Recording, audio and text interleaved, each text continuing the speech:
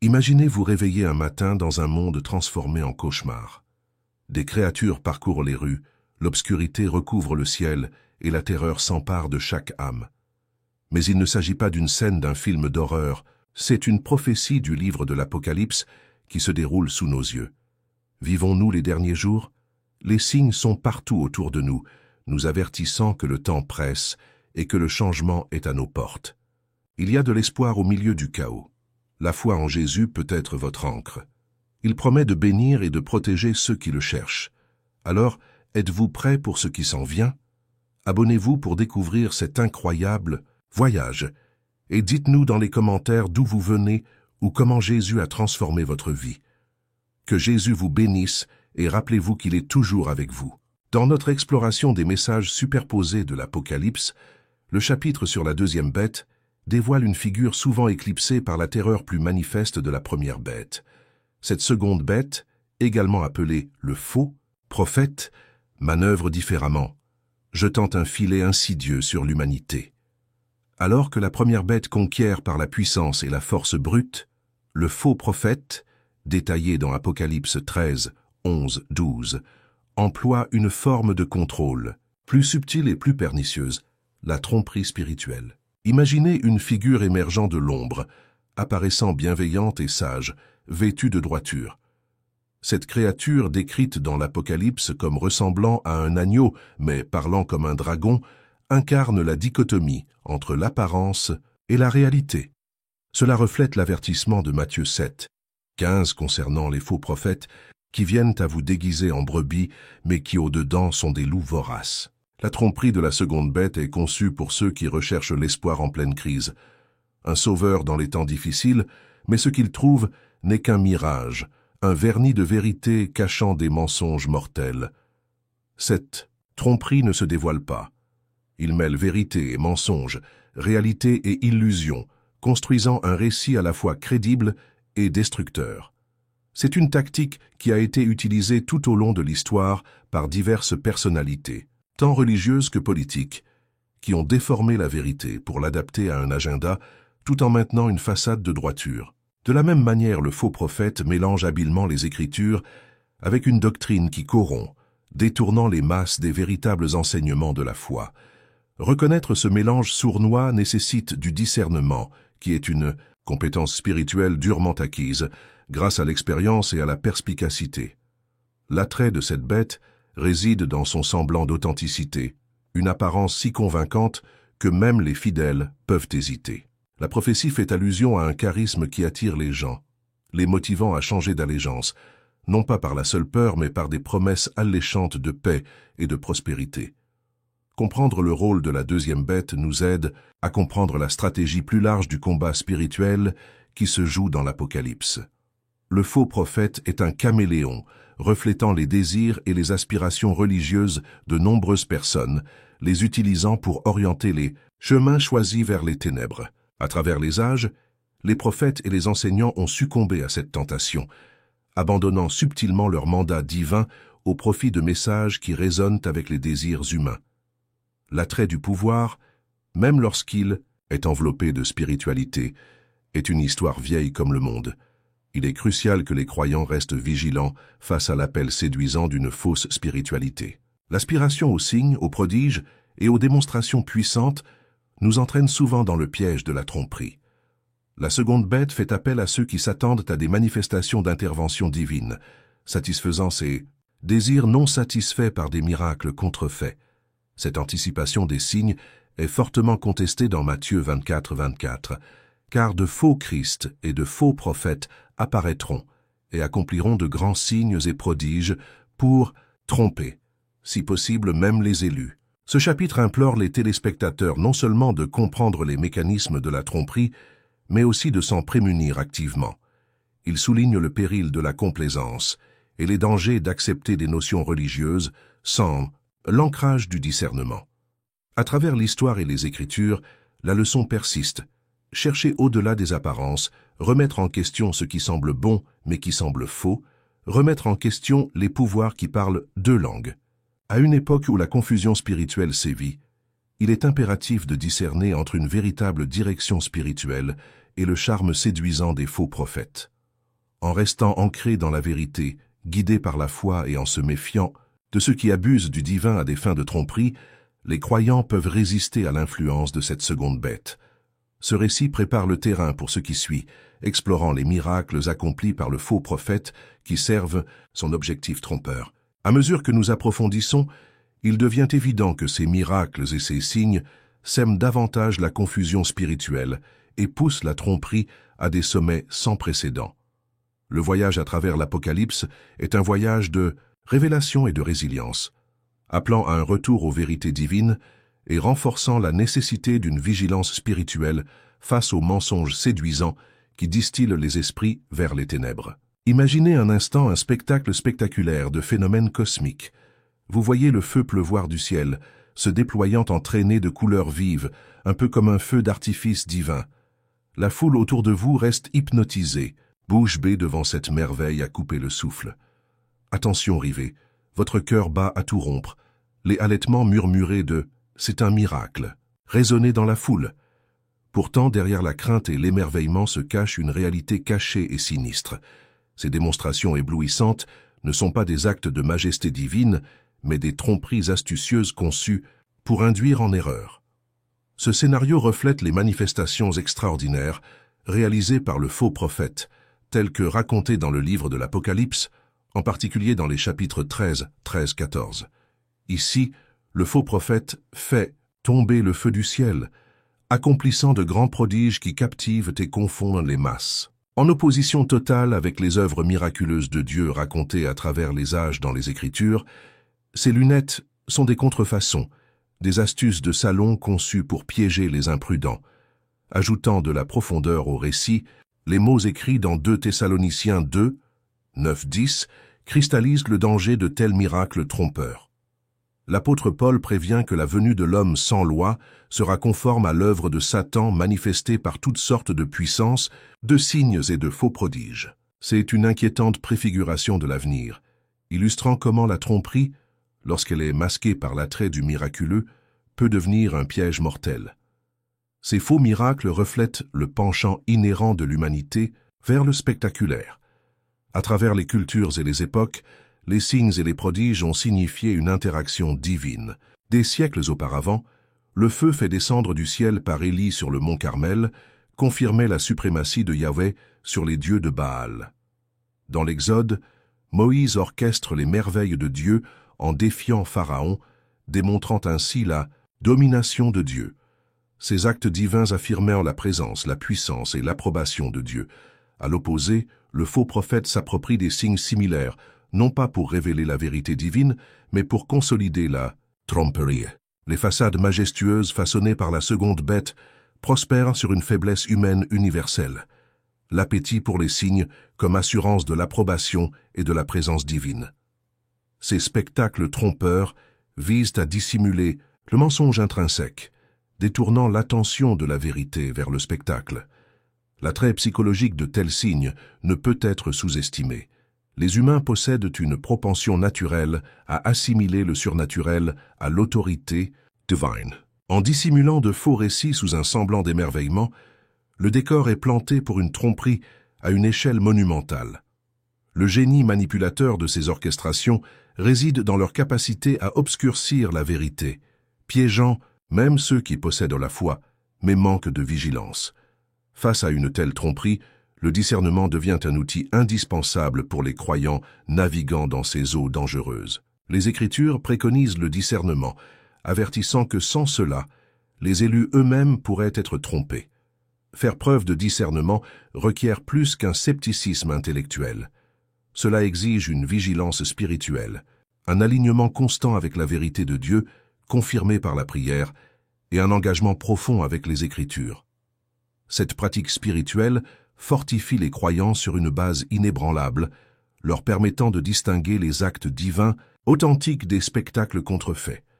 La sagesse trouvée dans Hébreux 5:14 souligne l'importance de s'entraîner à discerner le bien du mal. Cela implique un engagement délibéré à développer une boussole intérieure, en phase avec les principes de Dieu, nous permettant de naviguer dans des paysages trompeurs. Un autre élément essentiel est la communauté. s'entourer de compagnons croyants qui nous apportent soutien, responsabilité et enseignement, nous ancrant dans la vérité dans des temps tumultueux. En réfléchissant aux parallèles modernes, considérons la prolifération de mouvements idéologiques et de figures charismatiques, promettant un changement révolutionnaire à travers des manifestations captivantes. L'histoire regorge d'exemples de mouvements de masse, initialement fondés sur la promesse d'un grand changement, qui ont dégénéré en tromperie et en dévastation. C'est un triste rappel que tout ce qui brille du ciel ne déclare pas la gloire de Dieu. Face à une tromperie potentielle, l'équanimité de la foi fondée sur la vérité constitue un rempart contre le mensonge. Cet équilibre est maintenu grâce à un apprentissage continu et un dévouement aux principes bibliques. Alors que le faux prophète tisse des illusions destinées à emprisonner, nous ne devons pas tomber dans le piège de ces mensonges enchanteurs. Notre devoir est de rester ferme dans la vérité, de filtrer chaque miracle à travers le prisme des Écritures, de l'approcher avec un esprit saint et une confiance inébranlable dans la sagesse éternelle de Dieu. L'importance du discernement transcende le seul spirituel, impactant tous les aspects de la vie, se faufilant dans les décisions morales et éthiques auxquelles nous sommes confrontés quotidiennement. En aiguisant ce discernement, les croyants affinent leur capacité à détecter la vérité et à rejeter les mascarades déroutantes. À mesure que nous approfondissons le récit de l'Apocalypse et dévoilons les épreuves à venir dans les prochains chapitres, ce discernement inébranlable garantit notre résilience. Debout, enracinés dans la foi, sans se laisser décourager par les quêtes éphémères de signes. Car lorsque les signes et les prodiges deviennent mortels, c'est une confiance inébranlable dans la vérité immuable de Dieu qui nous maintient ancrés. Imaginez un monde transformé par la peur, une société dans laquelle ne pas s'aligner sur l'autorité suprême peut tout vous coûter. Vous pouvez sentir l'atmosphère oppressante, alors qu'une présence inébranlable impose l'allégeance, exigeant non seulement la conformité, mais aussi l'adoration. Il ne s'agit pas d'une scène d'un roman dystopique, mais plutôt d'une représentation vivante de l'Apocalypse, où le règne de la bête devient une réalité incontournable. L'attention se tourne maintenant vers le cœur de cette domination terrifiante. L'image et la marque, comme prophétisé dans Apocalypse 13, 15-17. Le faux prophète, figure manipulatrice au charisme diabolique, joue un rôle central. Son influence va au-delà de la tromperie par des signes miraculeux. Il construit une image de la bête qui respire un étrange semblant de vie. Cette image devient un objet de culte obligatoire, un symbole contraignant d'assujettissement. Les parallèles sont frappants lorsque l'on revisite des époques anciennes comme le récit de Daniel 3. Là, le roi Nabuchodonosor exigeait le culte d'une statue colossale en or, sous peine de mort dans une fournaise ardente. Aujourd'hui, les mécanismes peuvent différer, mais le principe fondamental reste inchangé. Le contrôle par la coercition et la recherche incessante d'une conformité absolue. Dans la vision prophétique, la marque de la bête apparaît comme un instrument de ségrégation effrayant. Il agit comme une passerelle vers les privilèges sociétaux. Seules les personnes marquées peuvent faire du commerce, acheter ou vendre. Ce système astucieusement conçu garantit que les transactions et interactions humaines tournent autour de l'allégeance à la bête. Sans cette marque, les individus sont confrontés à de dures répercussions, isolement, incapacité à subvenir à leurs besoins ou pire encore, exécution. Dans ce paysage d'allégeance dictée, une question obsédante se pose. Des parallèles naissants sont-ils observables dans le monde d'aujourd'hui? Pensez aux technologies omniprésentes, et souvent intrusives, qui suivent et influencent nos comportements. L'ère numérique a introduit des systèmes de surveillance et de contrôle qui, bien qu'apparemment inoffensifs, ont le potentiel d'évoluer vers un tel accomplissement prophétique. Les systèmes de crédit social, les données biométriques et les monnaies numériques s'intègrent de plus en plus dans le tissu de nos vies, laissant présager un avenir où la liberté individuelle pourrait dépendre de manière précaire du respect d'un pouvoir primordial. Cette prophétie n'est pas simplement un avertissement concernant un avenir lointain, mais une subtile mise en garde contre l'érosion progressive des libertés individuelles aujourd'hui. Il est facile de devenir la proie de la notion de sécurité et de prospérité promise par ces systèmes, mais le prix à payer pour un tel confort pourrait être la sublimation de l'autonomie et de la foi. De plus, ce contexte prophétique nous pousse à réfléchir sur les modèles historiques.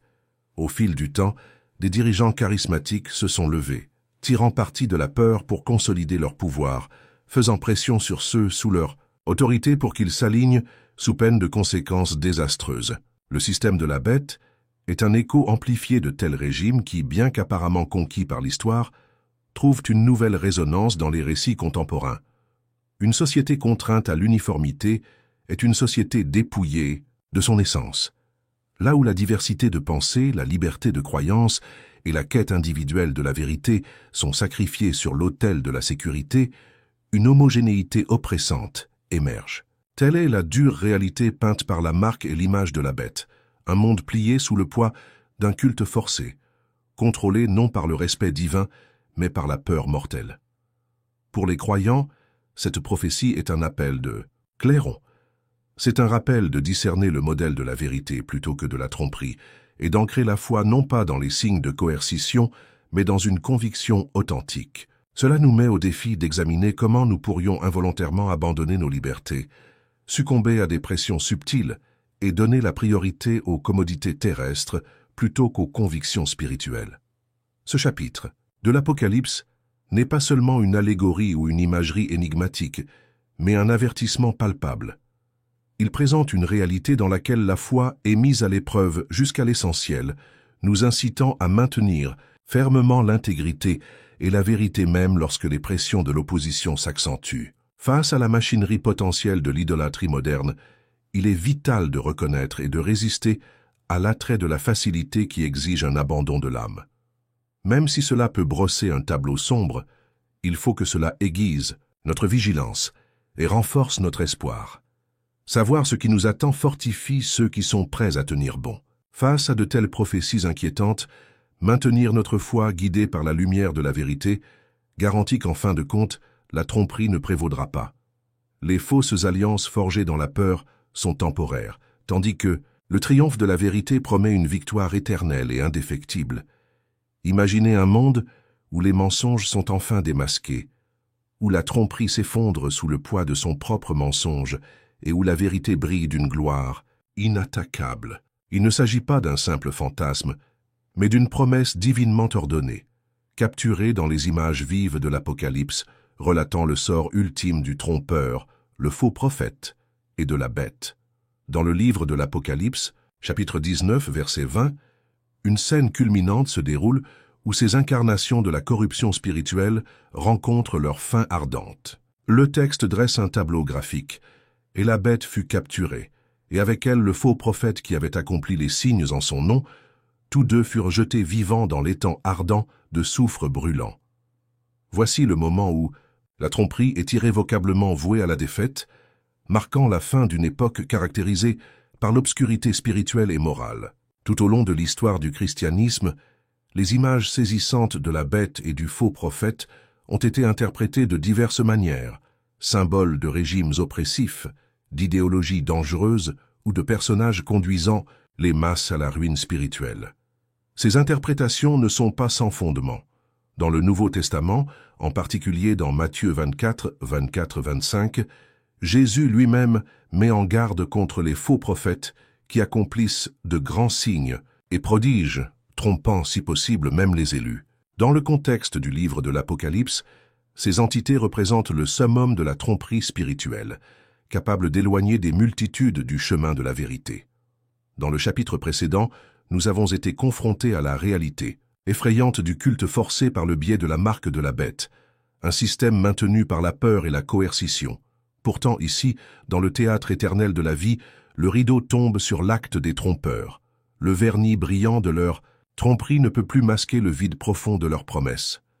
La bête et le faux prophète, symboles de fausse autorité et de miracles trompeurs, font face au jugement ultime.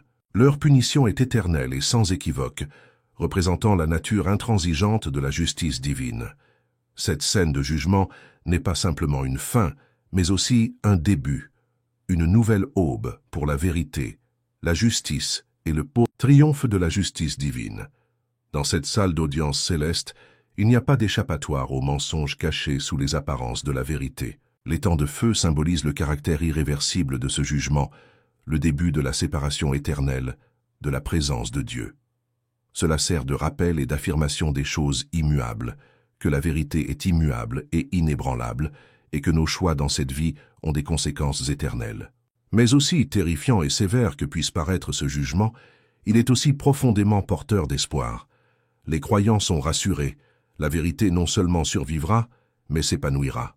L'effondrement de la bête et du faux, prophète signale que la lutte contre le mensonge a une fin définitive et que la vérité de Dieu prévaudra. Il y a du réconfort et de l'espoir pour ceux qui restent vigilants et fidèles, protégeant sans relâche leur cœur et leur esprit contre la tromperie. Comme l'atteste l'Écriture dans d'autres parties de l'Apocalypse, ceux qui vaincront hériteront des promesses de Dieu. Ils feront partie du monde nouveau de Dieu, où il rend toutes choses nouvelles. La chute du trompeur est l'occasion de réfléchir au thème plus profond de l'engagement, de la vigilance et du pouvoir de la vérité. Il nous invite à réfléchir sur nos propres vies, en nous demandant où nous plaçons notre confiance et comment nous distinguons la vérité du mensonge dans un monde inondé d'informations. Pour résister à la tromperie, nous devons être enracinés dans la sagesse spirituelle, en nous appuyant sur la parole, la prière et le Saint-Esprit pour nous guider et nous renforcer. C'est un appel aux armes dans une bataille spirituelle qui se déroule dans tous les coins de la société et dans toutes les décisions personnelles. Le triomphe appartient à ceux qui s'accrochent à la vérité de Dieu, qui choisissent l'intégrité plutôt que le compromis, qui placent la foi plutôt que la peur. Les incertitudes de ce monde n'ont aucun pouvoir sur ceux qui restent fermes dans les promesses de Dieu, brillants comme des phares d'espoir et de justice au milieu du chaos.